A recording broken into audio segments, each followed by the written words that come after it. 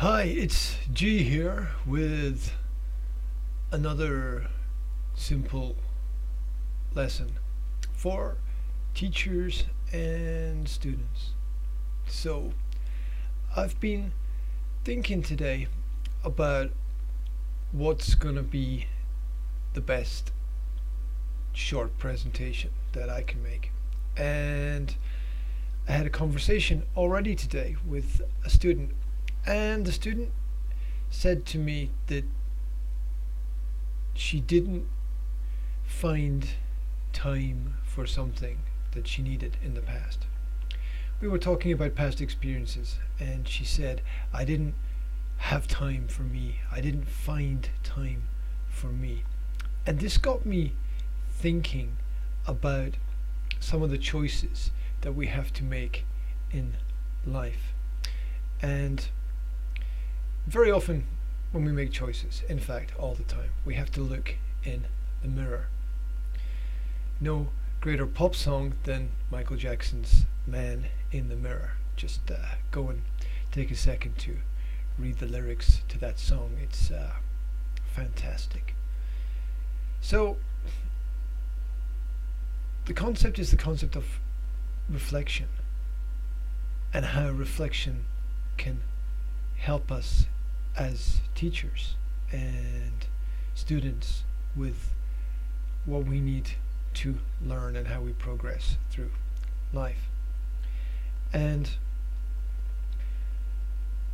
I think there's an external mirror in life, which is what happens in the world outside, the environment around us. And I think there's an internal mirror as well. And it's not only necessary to understand what's happening in the external mirror, but also to look at that internal mirror, that reflection of reality. So how does this work in real life? It works from the principle that basically everything which is automatic is wrong. Because if it's automatic, it means you're not thinking. You're functioning just like a program in a computer.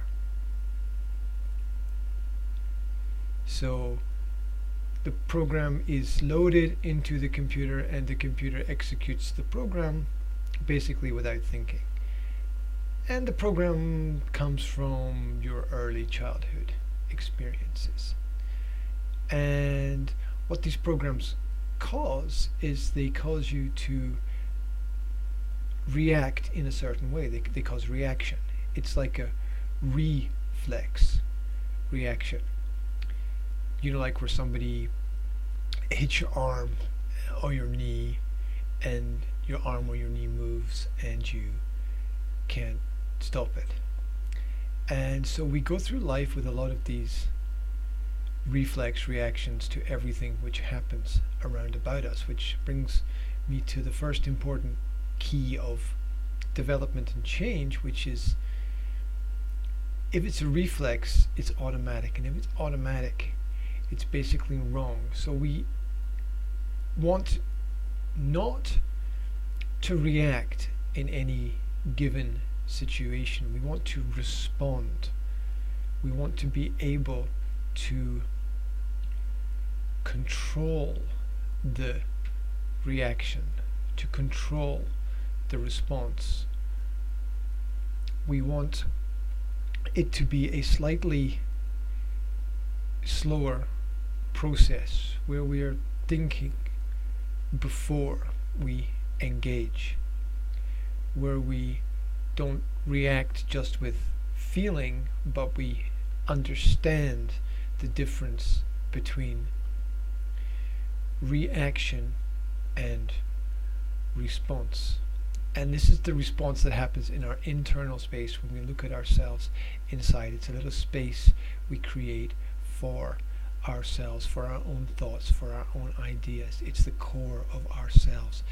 It's the box we have to open up and look inside to understand who we really are. We need to take a little bit of time to do that. Just take a little bit of time, and it makes a big difference.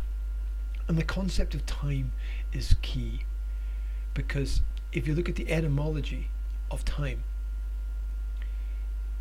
it means limited space. It means there's a space, but it has borders and boundaries.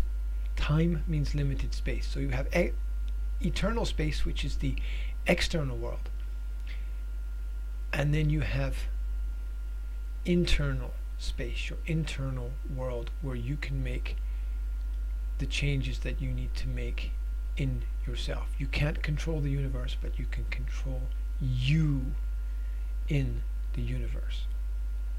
And if we look at principles of time, the answers that we need are all there in the language. Why do we call a second a second? Why do we call a minute a minute? Why do we call an hour an hour?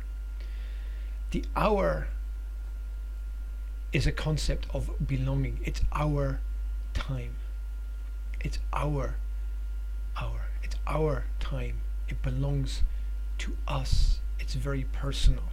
Don't waste your life building other people's dreams. Build your own. I often say that.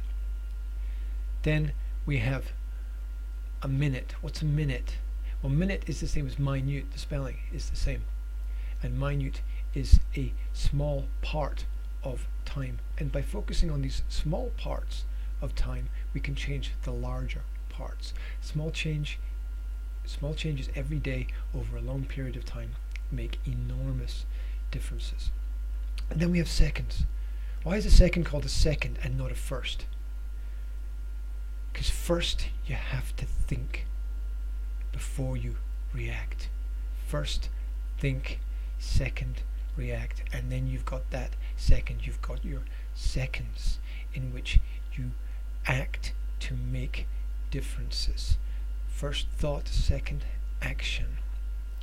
And with this understanding of time as an internal space where we reflect on our own ideas and don't make impulsive, emotional, reflex decisions, we have an opportunity to give ourselves more time to make the right decisions that we need to make in our lives.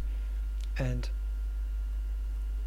to help you apply this principle, you've got to understand that you've got to take a little bit of time each day for yourself. For some people, they just need 5 minutes. For some people, they need 50 minutes. For some people, they need longer. You've got to take that personal development time each day, because a little bit each day means a hell of a lot over a long period of time. So to help you understand this, you need to also to understand that if you've got situations in life that you want to change, you've got problems that you want to find solutions to, you've got to understand that if you take a little bit of time to focus on it, you'll realize that the problem is not the problem. The problem is never the problem. The problem is the way that you observe the problem, the way you think about the problem. In fact, the problem is the solution. The problem is the solution because the problem tells you what you need to change. Now, it doesn't tell you how, because that's an individual process and you've got to work that out for yourself, but it points you in the right direction. And life is all about direction. It's all about the way that you're going. It's all about the path that you're going to take. It's not about the destination, it's about the journey. And I want you to try to keep those ideas in your head. Keep the ideas of the fact you need to take time, you need to plan your process, you need a method, and then you need to just do the activity that you need to do. You need to just do it. And it all begins with finding a little time for yourself. Stop being automatic. Find that time for yourself where you can grow, whether it's a walk in the park, or a bit of meditation, or a swim in the swimming pool, or a beer with a friend. Just get that personal development time in, a little bit of time for you to be you and to grow. And maybe it's not a beer with a friend because the friend is influencing you. So maybe you just want to have a beer or a glass of wine by yourself. Let your thoughts go and let yourself grow. And a final principle, don't try, just do it. Don't try, just do it. And then you can make the steps you need to make yourself a better person. That's the principle. And that's today's simple lesson. Let me know what you think.